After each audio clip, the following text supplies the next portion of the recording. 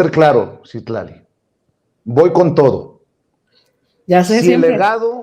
legado de Andrés Manuel, el ejemplo del presidente Andrés Manuel López Obrador es como lo planteas, si el pueblo ya despertó y es sabio, si ya no se permite el robar, el traicionar, el mentir, ya traicionó, ya mintió Ricardo Monreal. Te lo digo porque con eso le dimos entrada a esta entrevista, Citlali. La gente se mostró en repudio a Ricardo Monreal por lo que ha dicho y por lo que ha hecho. Y creo que no le ayuda mucho la admisión de que ya está platicando con la oposición mientras sigue siendo el coordinador de los senadores de Morena, el presidente de la Junta de Coordinación Política. ¿Hasta cuándo, Citlali? Y yo te pregunto si ya esta liga se rompió o está a punto de romperse. Es que, Vicente, yo creo que afortunadamente en este cambio que avanza en la manera en la que se hace política, que yo insisto, sí será uno de los grandes legados del presidente, romper el molde del viejo régimen, las viejas prácticas políticas, y en eso lo digo con profunda sinceridad y sin dañar a nadie, sino describiendo la realidad. En el viejo régimen caben personas, formas de hacer política, de personajes de todos los partidos, incluyendo personas que están cerca o dentro de Morena o de la Cuarta Transformación.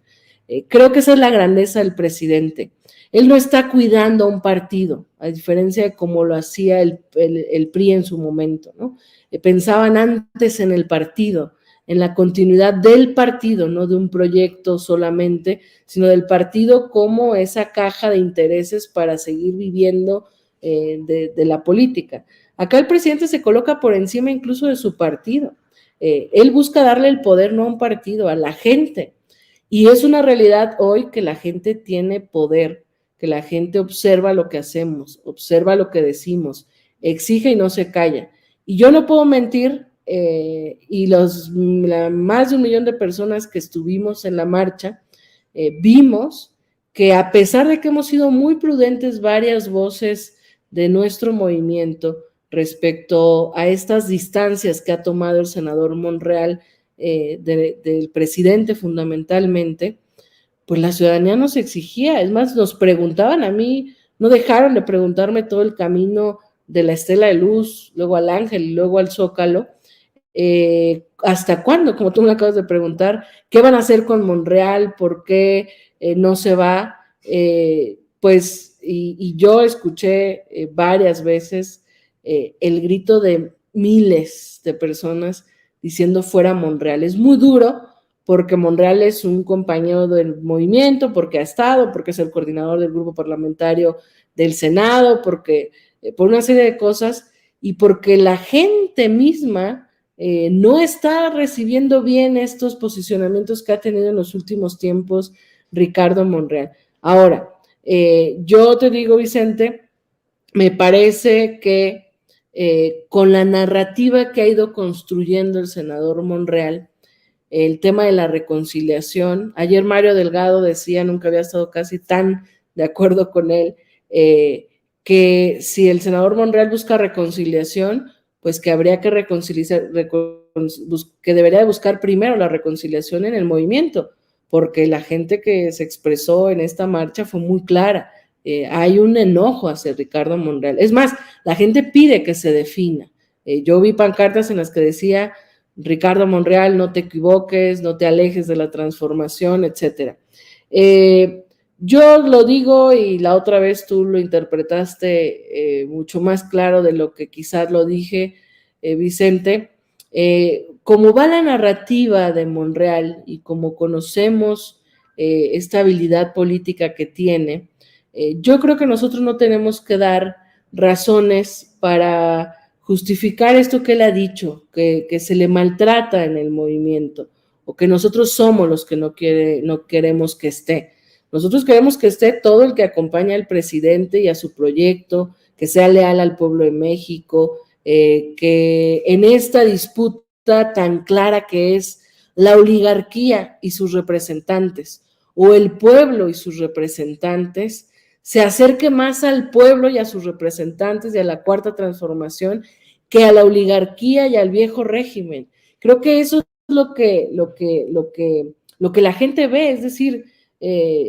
pareciera a veces que en este discurso de la reconciliación, porque entendemos que él como presidente de la Junta de Coordinación Política tiene que hablar con todos los partidos, lo entendemos muy bien y yo creo que es falsa esa idea que han construido de que somos radicales o puristas. Claro que hablamos, yo hablo con senadores, senadoras de otros partidos políticos, pero siempre soy muy firme en mis posturas y yo no los quiero de amigos porque han insultado al pueblo, han robado, han mentido, han traicionado, se han pasado de la raya incluso en el golpeteo hacia el presidente, que no es solo el presidente, es millones de personas que están respaldando un proyecto de transformación. Entonces, yo sí creo que estamos en un momento de definición. Tú defines acompañar un proyecto de transformación y cuando decides acompañar un proyecto de transformación, todo el tiempo te sigues definiendo, porque cuando tú decides transformar hay reacciones, hay poderes fácticos que se empiezan a debilitar, que reaccionan, que tratan de regresar al poder y entonces constantemente hay que tomar definiciones de seguir transformando, de seguir profundizando, de seguir confrontando incluso esos poderes que tienen mucho dinero, que tienen mucho alcance mediático, que tienen la capacidad de construir grandes narrativas como esta gran mentira de que queremos destruir al INE y que lamentablemente poca gente, pero hay gente que lo cree sin darse cuenta que más bien lo que están haciendo es defender al viejo régimen y el viejo sistema político.